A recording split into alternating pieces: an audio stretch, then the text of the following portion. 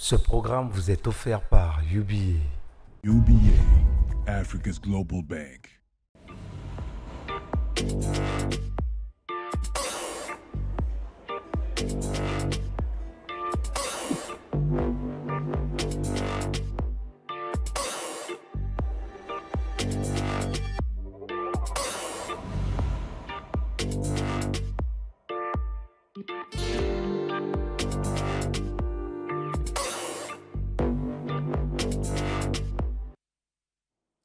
Bienvenue. Les nouvelles technologies et la croissance économique, une nouvelle ère s'ouvre-t-elle?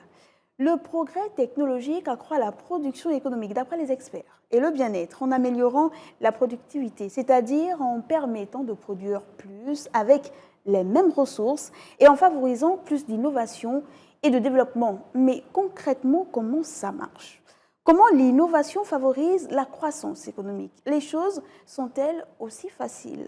Quel état des lieux fait-on du niveau du Gabon en termes d'adoption de nouvelles technologies? Toutes ces questions, nous allons tenter d'y répondre avec notre invité sur le plateau. Mais d'abord, dites-nous, vous connaissez la tradition, c'est quoi? On entend quoi par nouvelles technologies? Aucune idée. Oh, je ne sais pas. S'il fallait parler d'innovation technologique, on va mettre en avant la venue ou sinon l'arrivée de l'intelligence artificielle. Aujourd'hui, c'est la plus grosse innovation qui soit en termes de technologie, en termes de digital, c'est l'intelligence artificielle. Alors, les nouvelles technologies, abrégées NTIC, on parle généralement des nouvelles technologies de l'information et de la communication pour faire allusion aux nouvelles méthodes de travail, d'apprentissage, mais aussi de nouveaux outils. Les nouvelles technologies, bien évidemment, ce sont ces outils qui sont mis à notre disposition pour communiquer, pour échanger, mais d'une manière vraiment plus rapide que ça ne se faisait avant.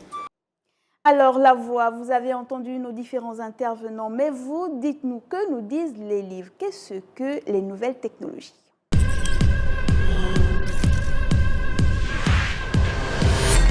Bonsoir Modeste. Sachez que les nouvelles technologies désignent les technologies récentes et émergentes qui sont en phase de développement ou d'adoption rapide et qui ont un impact significatif sur divers aspects de la société, l'économie et la vie quotidienne. Ces technologies couvrent un large éventail de domaines, notamment les technologies de l'information et de la communication, les TIC, incluant les smartphones, les réseaux sociaux, l'Internet des objets, la 5G et les infrastructures de cloud computing. Il y a également l'intelligence artificielle, l'IA et apprentissage automatique, utilisés pour créer des systèmes capables d'apprendre et de prendre des décisions de manière autonome. Il y a également la réalité virtuelle, VR, et réalité augmentée, AR, pour des expériences immersives dans divers domaines comme le jeu, l'éducation et le commerce. On peut également citer la biotechnologie, innovation dans le domaine de la génétique, de la médecine et des sciences de la vie. La technologie verte aussi n'est pas en reste. On parle des solutions pour un développement durable, telles que les énergies renouvelables, solaires, éoliennes, les technologies de recyclage et de gestion des déchets. Les robots et automatisation également. Développement de machines et de systèmes capables de réaliser des tâches de manière autonome ou semi-autonome. Ou encore des blockchains et crypto-monnaies. Technologies pour des transactions sécurisées et décentralisées et l'émergence de monnaies numériques comme le Bitcoin. Modeste, notez que ces nouvelles technologies sont en constante évolution et sont souvent caractérisées par leur capacité à transformer et à révolutionner les secteurs. Modeste, notons également que ces nouvelles technologies sont en constante évolution et sont souvent caractérisées par leur capacité à transformer et à révolutionner des secteurs entiers, à améliorer l'efficacité et à ouvrir de nouvelles possibilités d'innovation. Voilà, merci Modeste. Merci à vous, la voix. Alors, sur notre plateau, nous recevons Yannick Ebibier. Je rappelle que vous êtes le directeur général de la Société d'incubation numérique du Gabon, la SING. Bienvenue. Dire aujourd'hui qu'on ne peut plus vivre sans ces nouvelles technologies, est-ce un abus de langage? Alors, ce n'est pas exactement un abus de langage parce que c'est devenu aujourd'hui un outil et un support essentiel qui nous permet de gagner en productivité et qui nous permet aujourd'hui d'être beaucoup plus efficaces. Et on a vu là que nous sommes actuellement dans l'histoire de l'humanité à la révolution industrielle 4.0, donc cette étape de l'existence de l'humanité où en fait toutes nos interactions vont être impactées par les technologies. Et donc, il y a une certaine appropriation derrière. Est-ce que les choses se sont faites progressivement sous d'autres cieux ou alors il a fallu avoir beaucoup de temps? Et quel état des lieux vous faites de cette appropriation-là des nouvelles technologies au niveau du Gabon? Alors, c'est un domaine qui est assez récent. On a vu un boom en fait des entreprises liées à la technologie à la fin des années 80, début des années 90. Et on peut dire que dans le monde, il y a une adoption assez intéressante, sur le continent aussi, et au Gabon encore plus, puisqu'on a un taux de pénétration d'Internet à plus de 2 chiffres aujourd'hui, et on est l'un des pays les plus connectés en Afrique centrale et de l'Ouest. Donc c'est une adoption des technologies qui est de plus en plus, grande. Et en plus, on va dire les enfants aujourd'hui adoptent facilement ces technologies puisqu'elles sont conçues de manière à être fluides et intuitives. Souvent, lorsqu'on parle de technologie et de tout ce qui s'y rapproche, on emploie souvent le numérique. Est-ce que c'est la même chose, technologie, digitale et numérique? Ce n'est pas exactement la même chose. Lorsqu'on parle de technologie, ce n'est pas nécessairement lié au numérique. Il y a des technologies qui sont l'ordre de l'objet, donc de la construction d'objets. Il y a des technologies qui sont de l'ordre des process. Le numérique, c'est lorsqu'on va vraiment faire appel à tout ce qui est lié à l'informatique. Et lorsqu'on parle de digitalisation, on va encore beaucoup plus loin. On est en train de parler ici de la transformation des modèles économiques et de l'organisation à partir des nouvelles technologies. Et donc, les nouvelles technologies, justement, peuvent être des outils essentiels à la croissance économique. C'est difficile à croire. Donc, on part de quelque chose que l'on crée, d'une innovation qui aurait un impact sur la croissance économique, le développement, la lutte contre la pauvreté, la création d'emplois. Comment est-ce qu'on explique cela? Aujourd'hui, si vous voulez, les nouvelles technologies permettent de gagner en productivité. Donc, c'est pour ça que tous les pays qui ont un taux d'adoption élevé de technologies sont des pays donc, dits digitalisés avec une économie numérique intéressante. Dans la plupart des pays dits développés aujourd'hui, l'économie numérique est de l'ordre de 18 à 20% du produit intérieur brut. Dans les pays dits sous-développés, on a des taux qui sont en dessous de 10%. Donc on voit bien que la différence entre la dynamique de l'économie numérique a une corrélation avec la croissance de l'économie de manière générale. Si on prend la Chine, par exemple, on a une économie numérique qui est de l'ordre de 62% du PIB. Et on voit justement les taux de croissance aujourd'hui de l'économie chinoise qui avance avec grand V. Donc aujourd'hui, il est très important pour les États de regarder aujourd'hui comment les grandes forces de l'économie traditionnelle vont être transformées grâce à cette nouvelle technologie et que cette nouvelle technologie nous permet toujours de gagner de l'avance sur nos concurrents et un avantage comparatif par rapport aux pays avec lesquels nous collaborons. En termes de développement du numérique, le Gabon est très bien placé, vous l'avez dit, en Afrique centrale et même sur le continent, mais seulement qui tient les rênes de l'adoption ou alors de la manipulation des nouvelles technologies sur le plan national? Alors, sur le plan national, qui tient les rênes, c'est un très grand terme. Aujourd'hui, il y a une organisation institutionnelle qui fait en sorte qu'il y ait un cadre. Aujourd'hui, il y a un cadre réglementaire qui est un cadre de toutes les activités liées au numérique. Donc, des lois sur les transactions électroniques, on a une loi sur la protection des données à caractère personnel. Et donc, ces deux textes sont d'acteurs. Il y a une loi sur la cybersécurité également qui existe, qui permet d'encadrer l'interaction entre les personnes, les organisations sur le cyberespace. Ensuite, on a des institutions. Vous avez l'Agence nationale la NINF, l'Agence nationale qui se sert de tout ce qui est infrastructure des fréquences numériques, donc la NINF, qui est un peu l'agence, la direction des systèmes d'information de l'État, qui va avoir donc des directions des systèmes d'information qui sont attribuées aux différents ministères et qui vont s'assurer donc de l'informatisation et de la digitalisation de l'État. À côté de la NINF, vous avez la SPIN, la Société du patrimoine d'infrastructures numériques. Donc elle qui va s'assurer en fait que toute l'infrastructure, notamment toutes les liaisons de fibre optique, de connectivité, l'ensemble du territoire sont en bon état, sont maintenues et sont correctement exploitées par les entreprises de télécommunications. Et puis vous avez donc la SING, qui est une société privée mais qui collabore fortement avec le ministère de l'économie numérique, puisque nous, notre travail justement, c'est de trouver justement des solutions pour rendre l'administration beaucoup plus intelligente. Là, on parle de smart government. Donc, comment on fait en sorte que l'administration soit beaucoup plus intelligente, soit beaucoup plus efficace. Et puis, vous avez tout le secteur privé. Donc, aujourd'hui, l'économie numérique, c'est à peu près 6 à 8% de notre PIB. L'objectif, c'est de pouvoir le faire passer à 2 chiffres. Et nous avons mis en place une association qui s'appelle Tech 241, qui regroupe donc les meilleures entreprises du secteur en termes de start-up et qui ont vocation justement à accompagner les entreprises traditionnelles à faire leur transformation digitale et faire en sorte que demain, le Gabon soit un pays qui compte en matière de numérique. Donc, on parle de nouvelles technologies. Les startups sont, entre autres, au cœur du développement de ces nouvelles technologies-là, qui n'ont plus leur enjeu à démontrer. On sait qu'aujourd'hui, tout se fait par un clic, par une manipulation. Quels sont les arguments qu'on utilise pour convaincre les gens? Tenez, par exemple, là, il y a une thématique qui s'affiche au bas de l'écran où il est écrit clairement les nouvelles technologies et le développement économique. Le Gabonais, le citoyen lambda, ne comprend pas tout de suite. Vous avez cité des secteurs clés dans lesquels on pourrait utiliser les nouvelles technologies, l'agriculture, par exemple, la santé, l'éducation. Parlons de l'agriculture. Exemple concret, comment est-ce que les nouvelles technologies pourraient impacter le développement de l'agriculture au Gabon? Alors, la technologie pourrait impacter l'agriculture à 2 niveaux. D'abord, au niveau même de la culture. Aujourd'hui, si on veut être compétitif sur l'agriculture, il faudrait qu'on ait une agriculture avec des hauts rendements.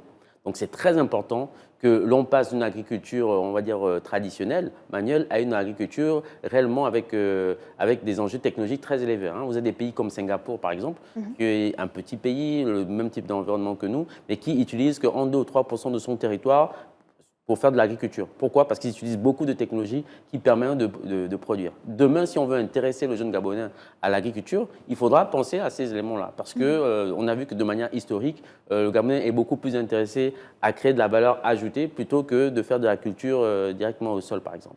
Aujourd'hui, grâce aux technologies, vous pouvez faire des cultures hors sol. Vous pouvez développer des nouveaux types de produits. Donc ça, c'est au niveau de la production. Vous pouvez aussi, on a une application qui s'appelle Wagi, qui a été développé par une de nos startups, qui permet, grâce à l'intelligence artificielle, de poser des questions à des agronomes et de recevoir des réponses lorsque vous avez des questions sur vos cultures, par exemple. L'autre aspect, c'est la partie commercialisation. C'est qu'aujourd'hui, une fois que j'ai produit, ce que je cherche, c'est à avoir des débouchés. Donc, on a des startups, par exemple, qui sont en train de travailler sur de la logistique. Je pense à 2 startups qui travaillent dessus, où ils essayent de faire en sorte que lorsqu'il y a un agriculteur cherche les transporteurs, ils puissent en trouver facilement et faire en sorte que les camions, par exemple, qui viennent du Cameroun et qui ramènent de la nourriture ne repartent pas vides en retournant vers le Cameroun et que sur le chemin, ils permettent à des petits agriculteurs d'écouler leurs marchandises auprès des gens qui se trouvent en ville, par exemple. Donc, ce type de start-up et de technologie permet de régler le problème de l'écoulement et de la distribution pour les start-up. Et puis, il y a, là, c'est le côté agriculture, mais si vous allez aujourd'hui sur le côté e-commerce, nous, on a fait une petite analyse qui nous montre aujourd'hui que le e-commerce au Gabon, c'est entre 80 et 100 milliards de francs CFA de transactions. Mais quand je dis e-commerce, ne pensez pas à la plateforme comme Amazon que vous voyez en Occident. Pensez à tout ce qui se fait en termes de vente sur les réseaux sociaux, à partir de Facebook, WhatsApp, Instagram. Donc, c'est-à-dire qu'il y a toute une économie qui est en train de se développer sans qu'on ne fasse attention et qui pourrait, demain, être pourvoyeur de beaucoup d'emplois et de croissance économique. Alors, un État qui aurait bien cerné l'enjeu des nouvelles technologies, de l'utilisation des nouvelles technologies aujourd'hui, appliquerait quel type de politique? Déjà, quel regard vous portez sur les différentes initiatives prises par nos autorités, disons celles passées et celles que l'on a actuellement, en ce qui est de la promotion de l'utilisation des nouvelles technologies, de tout ce qui est numérique, digitalisation de nos administrations et autres? Quel est le regard que vous portez sur ces politiques-là? Et puis, comme je le disais tantôt, un État qui aura compris qu'aujourd'hui, on ne peut plus faire sans les nouvelles technologies, on ne peut plus faire sans ces startups qui auront compris la manipulation du numérique, cet État applique quel type de politique? Quel est le mode d'emploi? Alors, la première chose, c'est qu'à partir du moment qu'on a compris ça, on doit se dire que la technologie doit être au cœur de notre réflexion stratégique. C'est-à-dire que si vous prenez les 6 priorités qui ont été énoncées par le président de la transition, chacune de ces priorités peut être réglée si on a mis en place les bonnes technologies qui vont ensemble. Si je prends par exemple la lutte contre la corruption, à partir du moment que vous digitalisez l'administration fiscale, que vous mettez la signature électronique et que vous permettez de mettre en place l'identité numérique, vous éliminez les questions de corruption de manière automatique parce que vous évitez les transactions en cash entre les personnes et vous mettez plus de traçabilité et plus de transparence. Il faut comprendre que lorsque vous digitalisez une économie, vous devez d'abord la simplifier. On ne vient pas digitaliser quelque chose qui n'est pas organisé, qui n'est pas compris. Donc, le simple fait de mettre la digitalisation au cœur de sa politique va forcément amener des réformes qui vont amener à simplifier et à faciliter les choses. Donc, pour pouvoir le réussir, bien entendu, il y a toute la partie de réglementation qu'il faut continuer à renforcer. Tout à l'heure, j'ai oublié de vous citer l'ARCEP, qui est le régulateur de ces questions. Donc, il doit s'assurer que chaque acteur joue correctement son rôle. Il y a la question de l'infrastructure. Aujourd'hui, le Gabon est le pays le plus connecté, mais il faut renforcer ces connectivités-là, puisqu'il y a encore certaines parties du Gabon qui ne bénéficient pas d'une connexion de très basse valeur. Voilà. Et ça va permettre donc de faire en sorte qu'il n'y ait pas de fracture entre ceux qui sont dans les zones urbaines et ceux qui sont dans les zones rurales. Et en termes d'infrastructure, le développement économique viendra dans le fait qu'on s'assure que dans tout ce qui est installation des infrastructures numériques, on puisse inclure le maximum de PME gabonaises dans le numérique.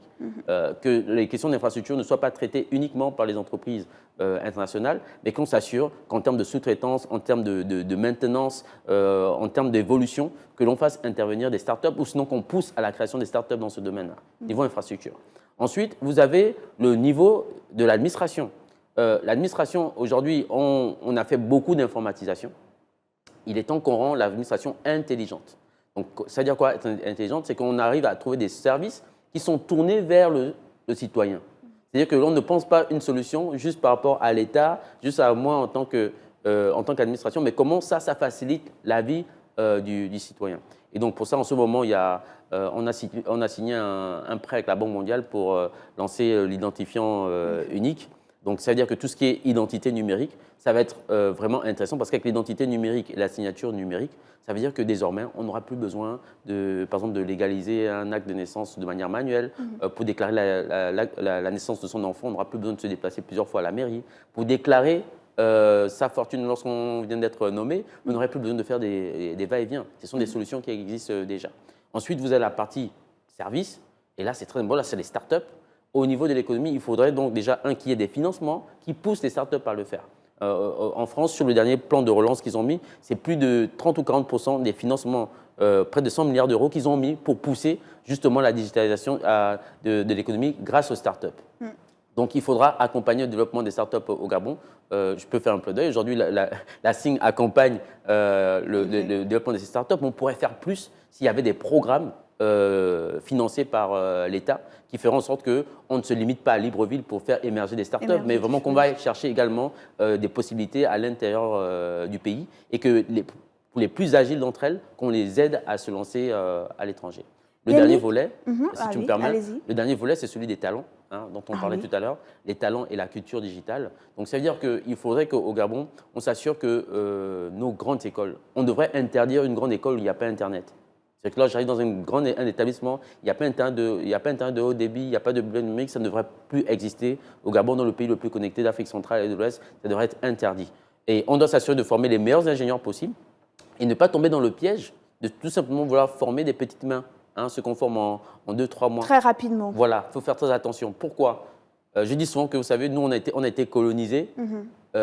Pourquoi? Parce qu'il y a une partie du monde qui conçoit, il y a une petite partie du monde qui fait les travails répétitifs. Le Gabon, on n'est pas une grande population. Donc, on ne peut pas jouer sur le volume, on doit jouer sur la qualité. Un ingénieur gabonais doit être capable de pouvoir concevoir des produits qui vont faire travailler sans technicien indien, sans technicien français. Il faudrait que quelqu'un depuis les États-Unis qui cherche un bon technicien puisse se dire, tiens, je peux aller chercher au Gabon parce que là-bas, on forme de très, très bons ingénieurs dans des domaines bien spécifiques. Voilà. Donc, vraiment, il faudrait que l'État, à partir d'aujourd'hui, mette le paquet dans la formation de nos ingénieurs et puis le système éducatif de manière globale. Ne pas oublier les personnes du troisième âge, parce que quand on dit nouvelle technologie, on a des grands-parents, on a des personnes plus âgées qui ne sont pas nées de là-bas. Il faut faire attention que ces gens ne soient pas laissés de côté. Donc là, c'est pour ça qu'il faut qu'on crée des conseillers numériques à l'intérieur de chaque commune dans les villages, qui fait que demain, si le papa doit regrouper sa retraite par Airtel Money ou qu'il doit consulter le solde de son compte dans la banque de la Poste en ligne, qui ne soit pas perdu, mais qui puisse appeler quelqu'un, qui puisse l'orienter et qui puisse l'aider. Donc ça, ce sont des choses qui sont possibles. Et si on se rend compte qu'aujourd'hui, le Gabon de demain, l'économie de demain, c'est une économie qui sera digitalisée. Si on n'y pense pas maintenant, eh ben on risque de rater le tournant que les États africains ont raté avec l'industrialisation. Celle que nous, on a raté, le tournant des émergences qu'on a raté dans les années 90. Et là, dans les années 2000, si on ne se met pas en direction sur le numérique, on va se le perdre. Je signale que des pays comme le Sénégal, la Côte d'Ivoire ou le Bénin ou le Togo ont aujourd'hui un plan de stratégie numérique sur les 5 prochaines années et que pour nous, pour l'instant, on ne l'a pas encore élaboré. Vous faites bien de parler d'industrialisation parce que c'était notre prochaine question. Les nouvelles technologies n'ont rien à voir avec l'industrialisation. C'est un autre pan du développement. Bon, maintenant, comment on fait? On sait qu'en Afrique, par exemple, l'un des grands enjeux de la plupart des pays africains, c'est de véritablement saisir l'industrialisation, l'appliquer correctement pour avoir de la plus-value dans les produits généralement qu'ils exportent. Mais le problème, c'est que nous, on se bat encore pour l'industrialisation, alors que maintenant, d'autres parlent des nouvelles technologies, de l'intelligence artificielle, de tout ce qui est vraiment haute-tech. Comment on fait pour rattraper le retard? Est-ce que finalement, on pourra nous concentrer, par exemple ici au Gabon, dire qu'on n'a même pas encore fini avec l'industrialisation locale qu'on veut mettre en place? C'est encore un gros défi.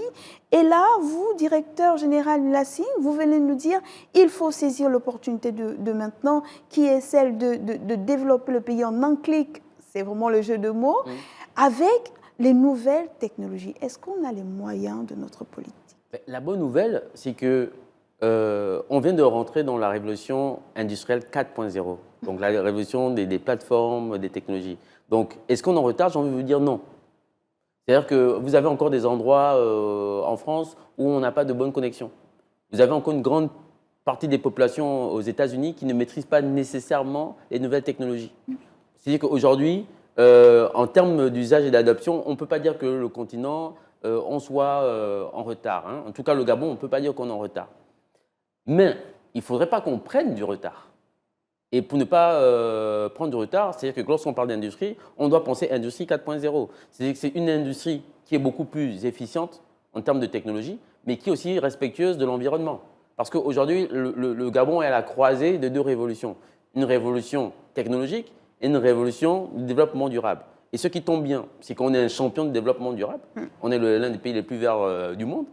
Et on est le pays le plus connecté du monde. Donc on est absolument bien placé pour réussir en fait la bataille économique des 10 ou prochaines années, à condition qu'à partir d'aujourd'hui, nos dirigeants d'abord économiques, moi je souhaite qu'à la Fédération des entreprises du Gabon, on ait une commission dédiée à l'économie numérique et à l'innovation. Aujourd'hui, elle n'existe pas encore, cette commission.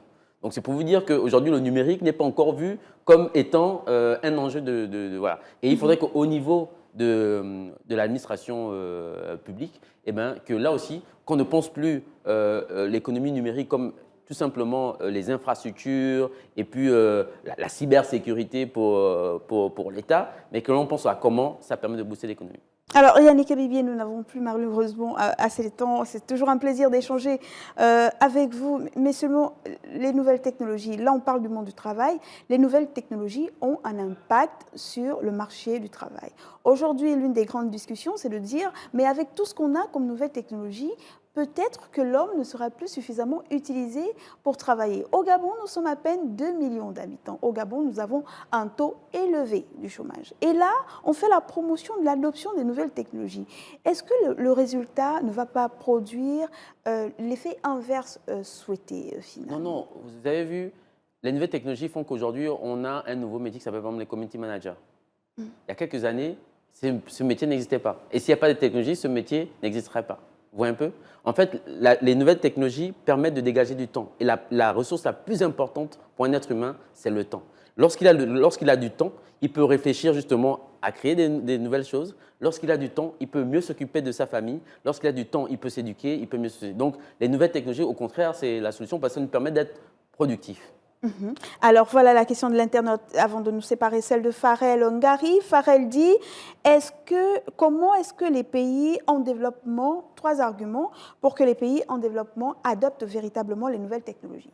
La première chose, c'est la formation. On l'a rappelé, il faudrait qu'on ait des très bonnes écoles d'ingénieurs qui permettent de créer des produits technologiques de très bonne qualité.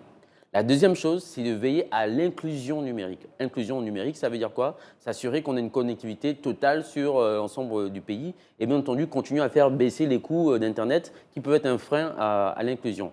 Et la troisième étape, c'est de développer une économie numérique dynamique, c'est-à-dire encourager les jeunes à se lancer dans ce secteur en mettant des financements et des subventions dans ce secteur-là et faire en sorte que nos startups soient connectées à leurs collègues à l'international. Merci à vous Yannick Ebibié. Je rappelle que nous vous recevions dans le cadre de cette thématique importante, les nouvelles technologies et le développement économique. Vous êtes donc Yannick Ebibié, directeur général de la Société d'incubation numérique du Gabon. Merci pour toutes vos précisions. Effectivement, on ne pourra plus faire sans les nouvelles technologies, mais pour cela, il va falloir s'appuyer sur des hommes avec beaucoup d'expertise, exemple, vous.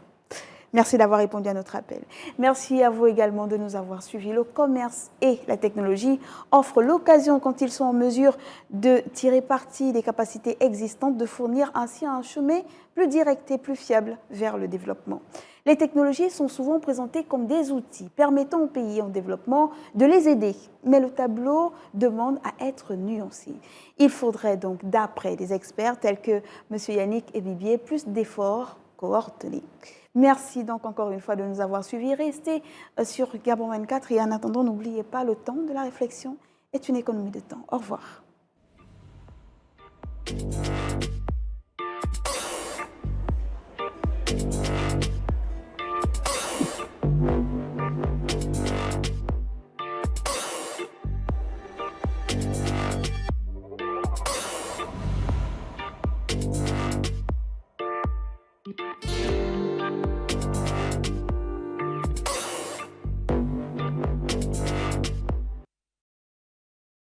Ce programme vous est offert par UBA.